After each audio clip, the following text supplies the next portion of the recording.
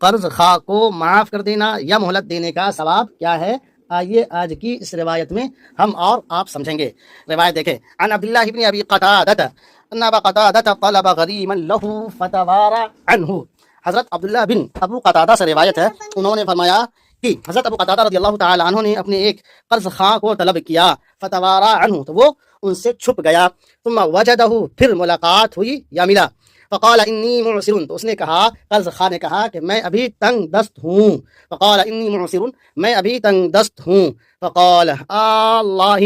حضرت ابو قتادہ رضی اللہ تعالی عنہ نے فرمایا، اللہ، کیا خدا کی قسم ایسا ہی ہے؟ قال اللہ، اس نے کہا جی ہاں خدا کی قسم میں تنگ دست ہوں۔